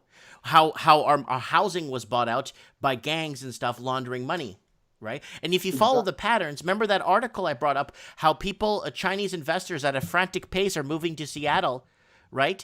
And skipping Vancouver. I brought that up. I showed you guys the article because Vancouver got too expensive with the foreign buyers tax. So foreigners went to Seattle in a frantic pace in 2017 to buy up Seattle. Now Seattle is going to start taxing the big companies in the article I was showing you guys today. Yeah, and most likely those Chinese, the communist Chinese laundered money probably won't flow into Seattle now because of the protests with the chop or chip zone, whatever you call it, in downtown Seattle. By the way, that whole protest, it was removed today by the mayor. Yeah, I know. I got somebody from Seattle messaging me and sending me some photos of them taking it apart. They took it apart finally because the same people the mayor supported in the so-called Summer of Love in the chop zone, they finally went to the mayor's house and they were protesting in front of the mayor's steps. So she finally ordered the police to come in and remove it after 2 black men were killed and 1 young black man was severely injured. And I think one of them was 16 years old. Wow. That's and you should have seen, I think, the police chief, she's a black woman, and she made a great speech. She said, here we are, at a Black Lives Matter protest where we're killing our own black people. Like, and where's all this? How are they funding this protest? How were they funding it? The money's coming in Yeah, from and the funny somewhere. part is all these homeless people went there to eat and they got kicked out on the first day. Yeah, they got kicked out on the first day, and I think a Mexican American wasn't allowed in there too, right? And it was just a complete, what? There's the mayor called it the summer of love. There's violence in there. There's death there, No, right? I know, I And know. that, I don't want to go too far off topic here uh, because my channel, this show yeah, could get flagged, right? So yeah. I'm just bringing this up I don't because mind Mike in the Night getting it's communist. flagged because it doesn't. You know what I'm saying? It's just the communist Chinese now won't throw their money in a destabilized city. They may, but I think they're going to come back to Vancouver. I think they're going to come back to Vancouver, especially the Hong Kong knee. Hong Kong's gonna come back to Vancouver for They're sure. going to come back to Vancouver. It's just a mess. Like, is globalist? Okay, now the universities they really love globalism, Hmm. right? They really love globalism, the educational system. So I just want to say that we got to stop this globalist movement because it's actually destroying the people that live in Canada can't afford a home, right? And we need to kind of limit the amount of globalist movement that is happening. And and when you talk about this to the university professors, they're like, "Oh no, you're delusional, or you don't make any valid points." I'll tell you something. They don't make valid points. They may have a PhD or a master's degree, but you bet you any money, you know what? They haven't gone hunting or planted a seed in the ground, right? Or they probably don't know how to A fish. lot of them You don't know, even speak a second language. what happens with these professors or these masters and these people with master degrees is what happens is they go through this system where they get indoctrinated and they think they know everything. And what happens is the government hires these people to make policy. And now I think that you just mentioned Canadians aren't having kids. These same people that have big student debt and loans, they don't have children, and they're trying to dictate government regulations and governance on the rest of the society in the United States and Canada, right? These are the same people, right, that really they know actually very little. It's like they think they know everything, but actually they know very little. I actually know very little myself. There's so much more to this world. You got to keep an open mind. But the university system is actually makes your mind closed-minded, Yes, it where you does. actually think, it's a It very doesn't open inverse. up. You don't open up to Doesn't open other. up. Yeah. It does not open you up. And actually, it's a very getting back to the housing market. So they're saying keep globalism. Let's keep the money coming in from China. These are what the universities are saying, and they need it. They need students to Well, they come. need the Chinese students to come in to rent out these properties that these Yeah, entrepreneurs bought these homes yes. because they're big businessmen now. They need the Chinese students to come here. They need the students from India and Japan and Korea to come here, right? Because these students are paying the big bucks to rent those condos in Arbutus or downtown Vancouver that pay the big rent, and then the universities charge them 10 times more. But you know what? We got to tell the universities to stick it up there. Yeah. Yeah.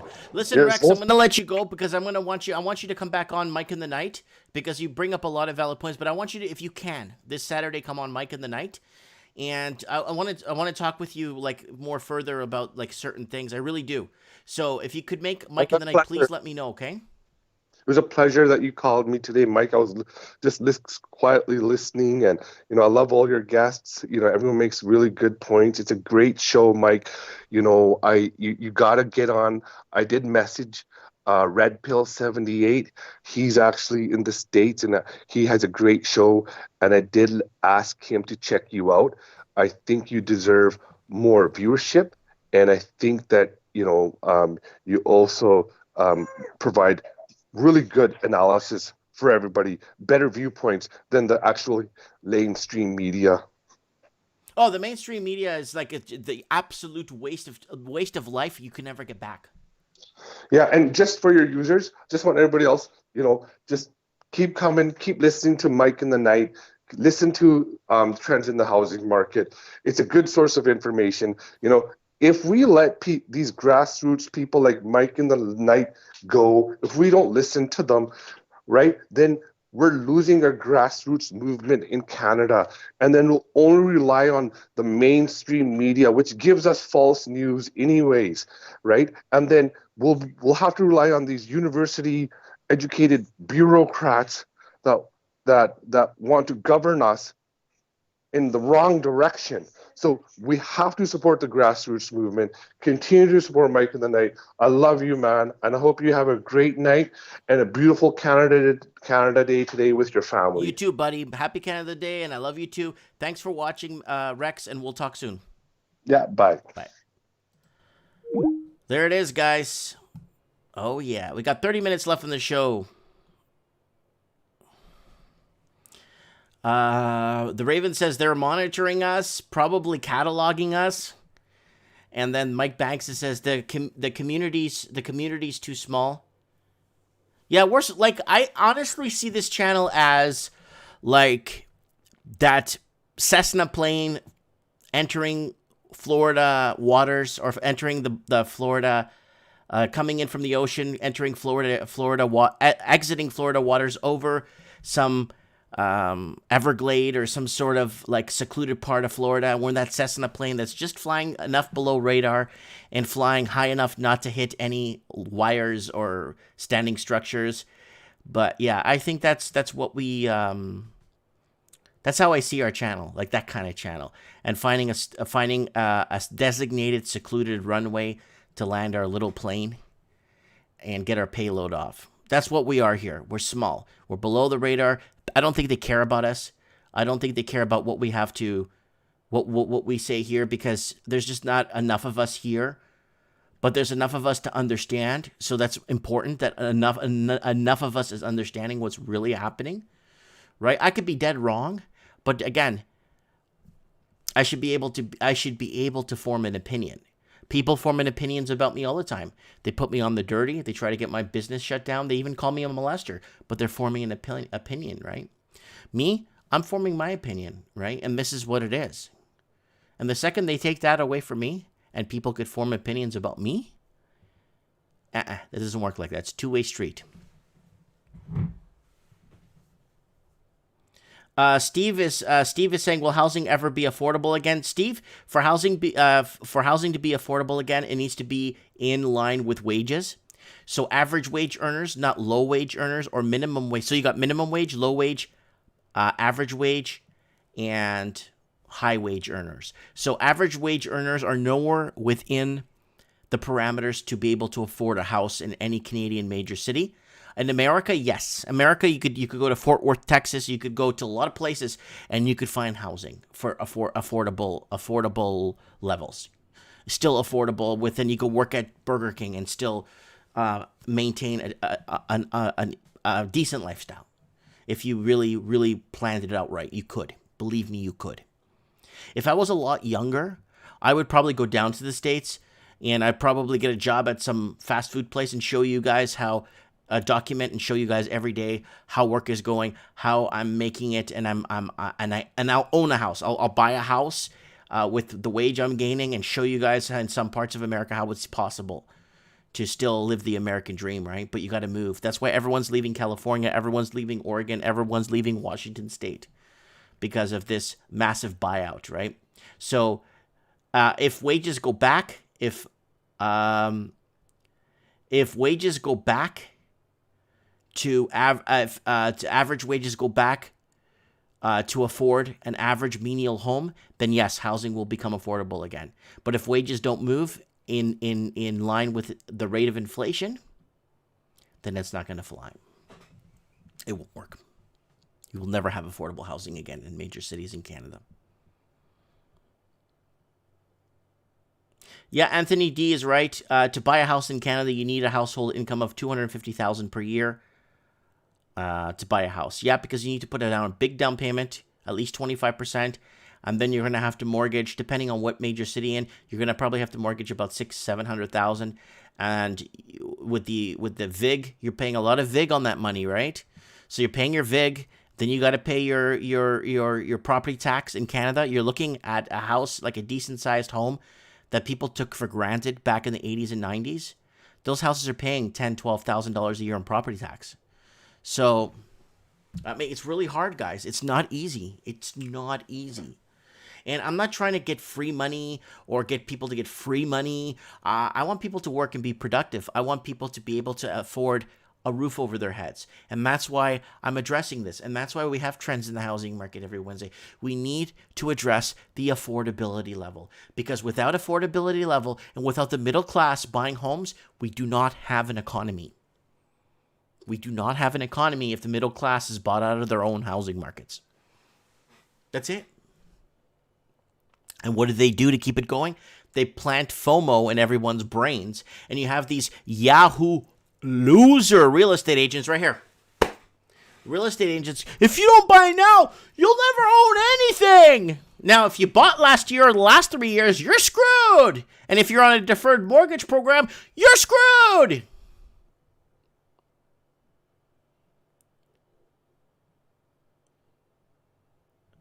Yeah, Afzal saying, I think the U.S. is only better place to live on this globe. It is right now because they still have a standing constitution. They still have a Bill of Rights. They still have the infrastructure, the highways everywhere. They have the infrastructure, the highways get connecting you. Especially if you could work remotely from home. And you could go to South Carolina and pick up a house for 140 grand, a 4-bedroom, a 5-bedroom in a decent area. You're doing okay. You'll get ahead in life. You could have your vacations. You could buy your toys, your fifth wheel, or your motorhome and stuff. I know. I lived in Florida for 5 years. I know.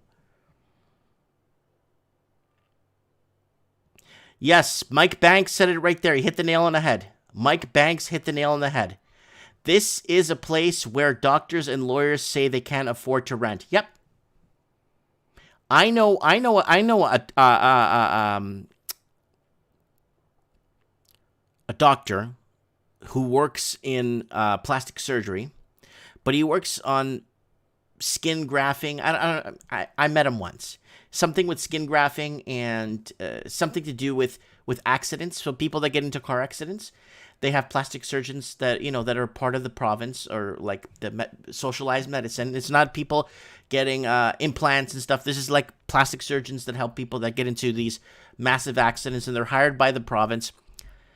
The guy lives on the border in Washington State and drives to Vancouver every day, which is like 40 minutes an hour from the border, every day to come to Canada to work, and he lives in the States because he bought 4 years ago in the States before Seattle went crazy and Washington State went crazy. He bought there for $177,000. Now he said his house is worth $650. 4 years later. And he says, yes, it's all foreign investors there. His whole street's empty. Half his street's empty. I told him to come on the show. He doesn't want to come on the show. But half his street is empty. It's all has a Chinese New Year. He says there's Chinese New Year decorations on some of the houses that have been there for 4 years now. 3 years. Just sitting there.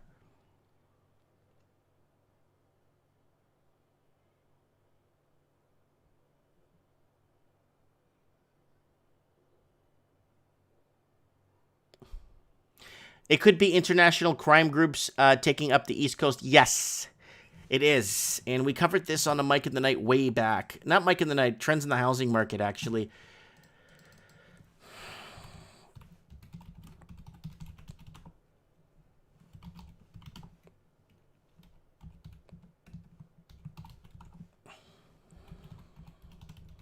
Let me just, there's a lot of words here, guys. Here.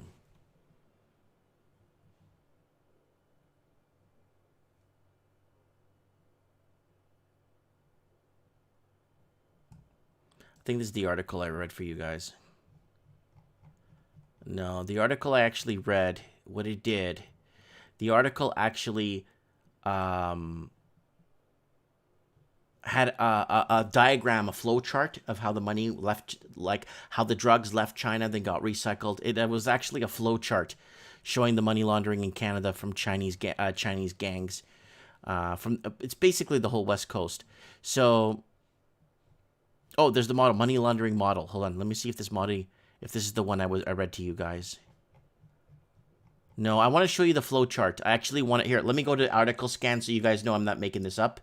Let me enlarge this for you guys.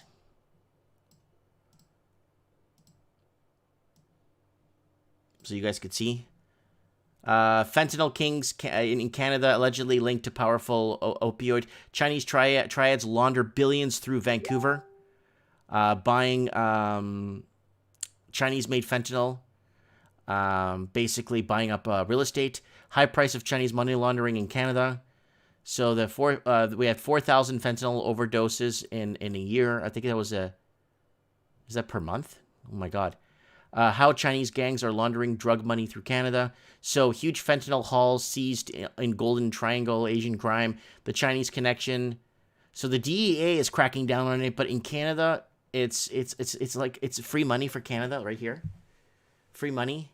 And if you're just joining us, Canada would be in a recession without money laundering. And world economy would collapse if the city of London stopped money laundering. And this article from today's date, from July 1st, 2020, Happy Canada Day, by the way. The reason why this one, a lot of people are upset is because they're keeping this money laundering a secret, and they don't want the public to know. Even though the public knows, they don't want to bring out the people forward who are involved with this money, bringing this racket. So we lost. We lost on our policing. We lost on our election scale, where politicians aren't scared anymore to go up on a podium and answer questions, because everyone's going to ask questions about global warming, and they won't be asking questions about money laundering and the futures of our people. It's over, guys. I'm not saying we give up. It's over, but and then if you get like a Ross Perot to run for president or prime minister, that's not there for the money, or it's there for the country's intentions, like Ross Perot was going to be. Ross Perot got threatened by the opposing party and threatened to kill his family, so he dropped out of the race. So if you do get somebody that's going to go in there and actually become the next John F. Kennedy or something, what's the point? They're going to take you out. So, like, how do we do it? Like, how does it work, right? How do we, see? Seattle home prices unscathed by COVID. And then from the article, it links to that. Foreign buyers overlooking Vancouver heading to Seattle at frantic pace. And because the foreign buyers tax that Vancouver applied. And people were out. There's from 2017 on my channel. Seattle City Council votes in committee to advance a new tax on big business. Now, there's Craig calling in. What's up, Craig? Hey, Mikey. How you going? How you doing? Oh, well, personally, I had a bit of an accident at work, so I've got some time off. I crushed my fingers on my right hand, so that wasn't the smartest move. But they called it an accident, I believe. Yeah. Holy crap. No, these things happen. Love the show. The housing side things here. Well, for a start, I have to tell you, I don't actually watch the mainstream TV. I do listen to the radio myself, but I haven't watched mainstream TV or news. Hold on, Craig. For a while. Guys watching this, Craig is calling from New Zealand, by the way, so he's in New Zealand. So if you're wondering where he's from, continue.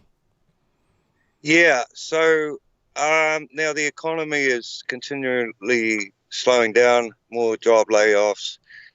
At my work, they've said we're down about 30%. We've got about 3 months' work booked up. After that, we don't know. And we have to lay off 4 drivers. I think we've only got about 11. Oh. So we're all kind of waiting. No one knows who's going to get laid off. But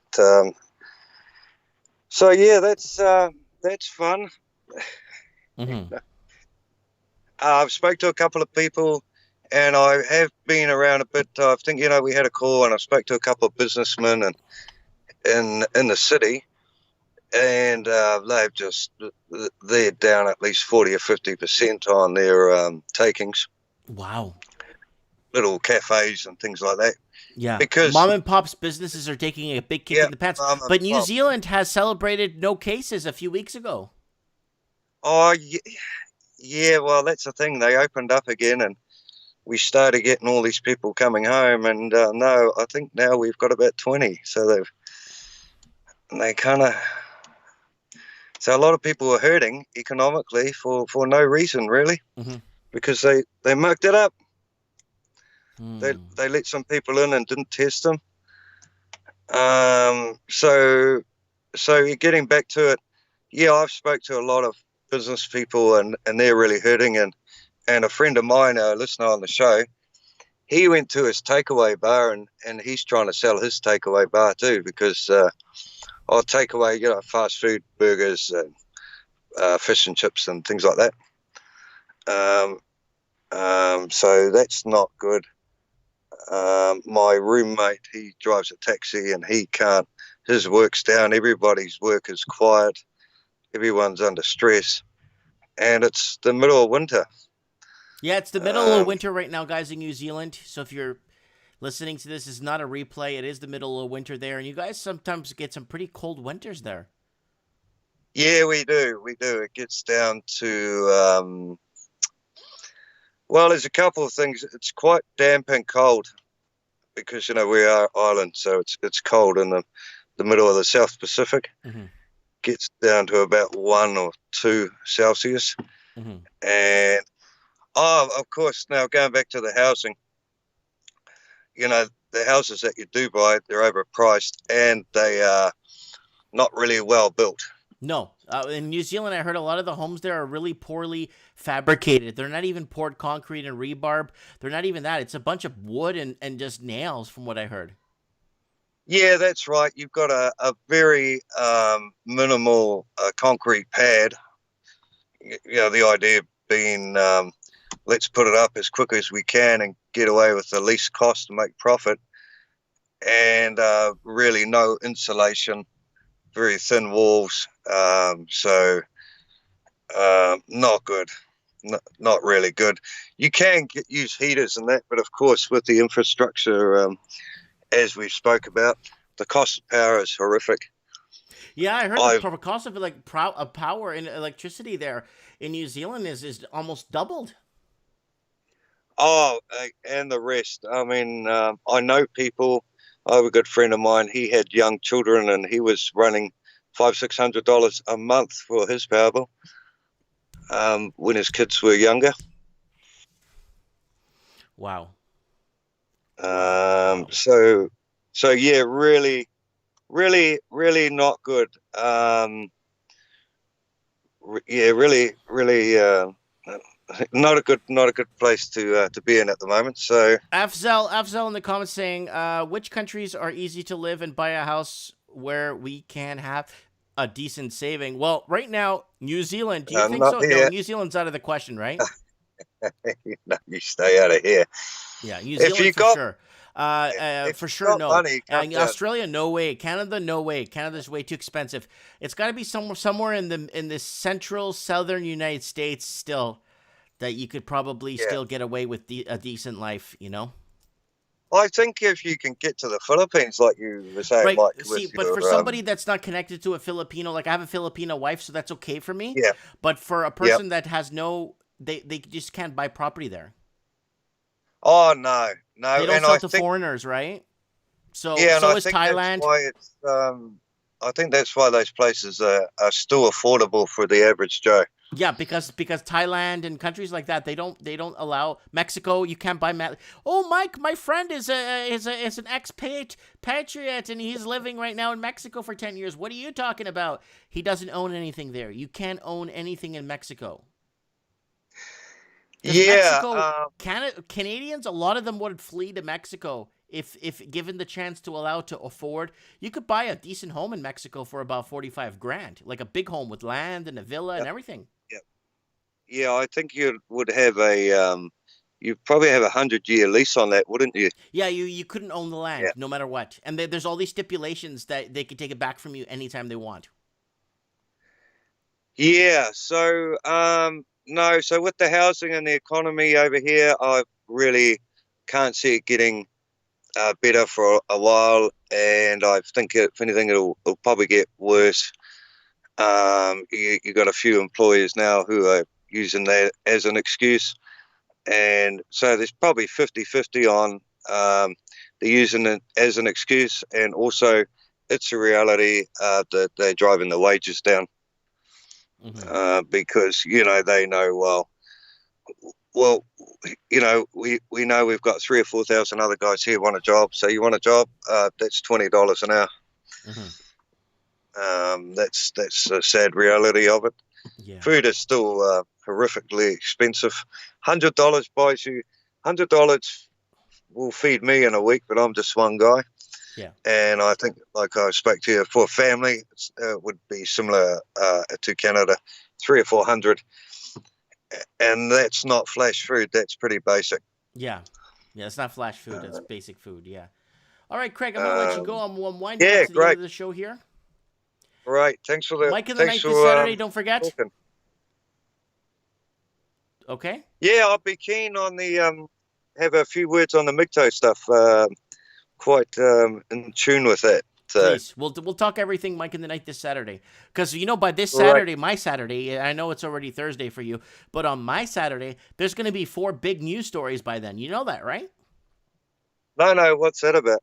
No, there's going to be big 4. No, it hasn't happened yet, but there's going to be big 4 major events by the time Saturday hits. Every Mike in the Night, there's 4 major events happening every week.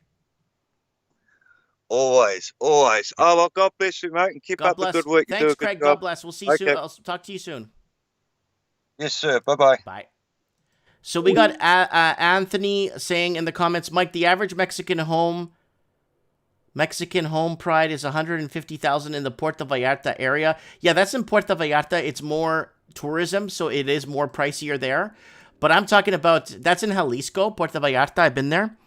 I'm talking about going to Guadalajara. And you could buy something there for like 50, 60 grand in Guadalajara, like in the capital of Jalisco is Guadalajara, right? And you could pick up something decent there for a good price. I had a friend that was selling his like a mini mansion in Tasco. Again, it's got to be outside of tourist areas. Tourist areas is like living in the West again, like in Canada or America. You want to stay out of those areas. So Buddy's got a place there. And he's trying to sell it for $10,000 American. He can't. It's a nice home. It's a little mini mansion. It's got a little waterfall in the backyard. It's nice, but he's trying to sell it for $10K, right?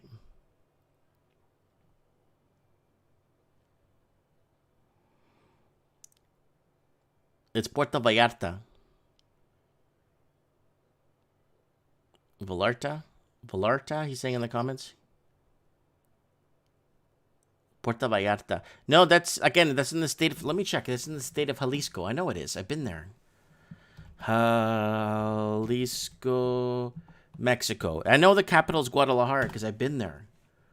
Jalisco. Jalisco is the western Mexican state for the Pacific Ocean is known as capital Guadalajara, right? Isn't that where Puerto Vallarta is? Yeah. Puerto Vallarta, Mexico. Yeah, Jalisco, Mexico.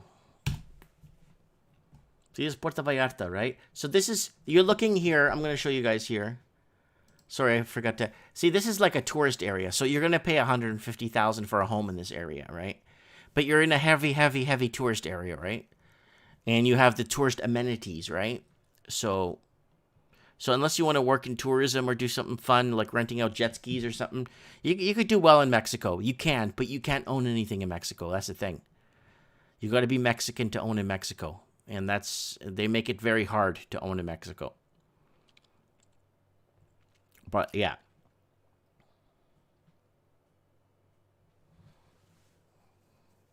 Buddy's saying we have properties in Vallarta and Bagnoli.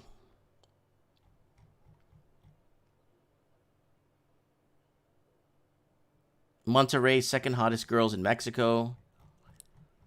Oh, everyone's back again with talking about relationships. Yeah, we're gonna have a Mike in the Night relationship show.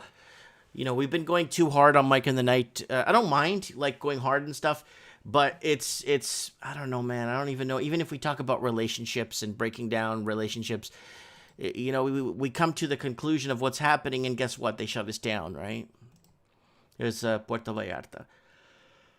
Right there. Yeah, I'll show you guys where I used to live in Mexico. Here, I'll show you guys right here.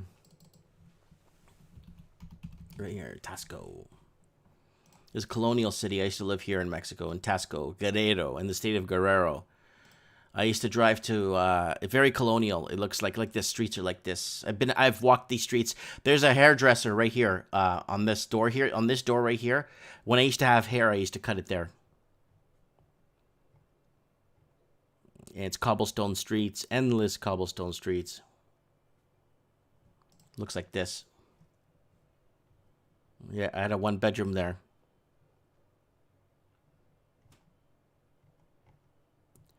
Yep. I miss Mexico. It's a good country. Once this COVID thing lifts up, probably go for a couple of weeks. There's the Aztec calendar, El Calendario Azteca. But I wish I could own him. I would own a home like this, facing the Basilica here, the Santa Prisca Church. I would own a nice home in Tasco if I was allowed to buy in Mexico, but unfortunately we're not. So, good for Mexico. They protect their culture, their sovereignty, their language, their people. But man, in Canada, man, we don't even care about protecting what it means to be a Canadian, you know? Mexican food.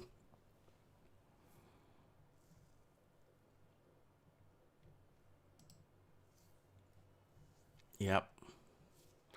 Anyways, guys, the 2 hours wrapping up.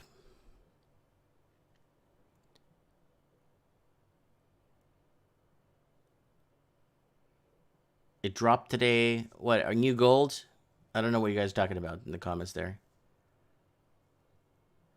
Gold might hit 3,000 Canadian by winter, says the Raven. AV1611 says, I live in my minivan.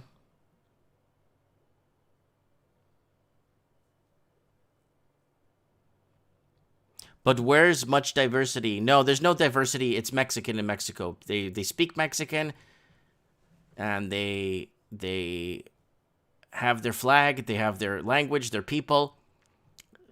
You know, it's not very diverse at all. Like when I walk down the street, everyone looks at me like, they don't look bad at me. They're like, oh, I wonder who is here to take out.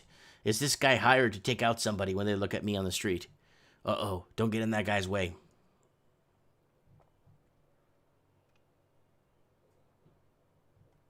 Yep. Oh, there's Cuernavaca. I used to drive there all the time. It's about a 30-minute drive from Tasco. We used to go to Cuernavaca. Cuernavaca is the capital of Morelos. I used to go there all the time, too. It's La Ciudad de Eterna Primavera, the city of eternal spring. These places are like spring all year round. But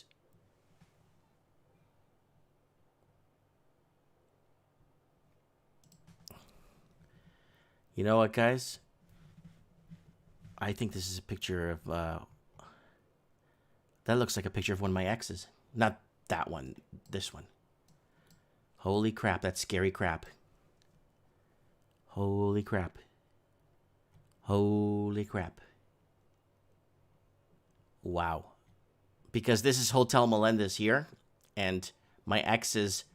her aunt owned this hotel here. Hotel Melendez is right here.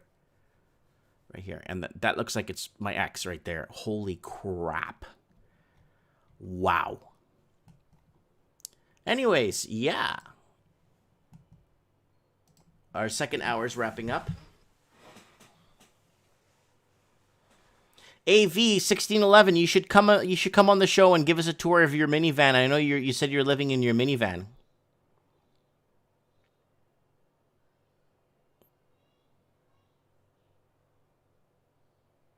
Yeah, Metal Gear Mark III says spring forever sounds great. Yeah, in some of these cities in Mexico, it's like spring all year, literally all year round. Yeah, La Ciudad de Eterna Primavera. Anyways, guys, 2 hours are up, guys. I love you guys. Thanks for coming on the everybody that came on the show, everybody that commented. Blunt News, Lord Humongous, AV 1611, Metal Gear Mark III, Real Kevin Thompson is finally here.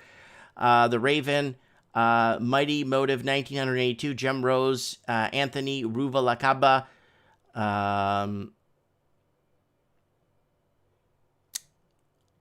what else? I given up on Western women, says Craig Cook. Anthony, maybe on Friday if you could come on. Can't read Market Talk, please come on. Let me give you guys an update, just a reminder to set your reminders for some of the shows coming up if you can make it, if time permits. If you guys could come on to Can't Read Market Talk this Friday. Hopefully we get Anthony coming on, and Anthony Ruvalakaba telling us about gold and silver and what's happening. And Mike in the Night, don't forget to set your reminders for that this Saturday. And please go back to old stuff. Please, and check out what's going on. There's lots on this channel. I've been heavily regulated by... YouTube's been heavily regulating the channel. I'm getting less than 40,000 views per month. I used to get 140,000 views per month, and just like a light switch, it just turned right off. My AdSense it's going to negative. My AdSense is going to negative territory where I might have to pay YouTube back for putting up videos. I think that's what they're going to be heading towards. You could use our platform for $29.99 a month, and you could upload whatever you want. But no one will see it, though. But you could upload whatever you want. So, anyways, guys, thank you so much. I really appreciate your support, guys. And we'll be seeing each other soon. Remember, guys, take care. And if you can't take care, please stay safe. And thanks for watching.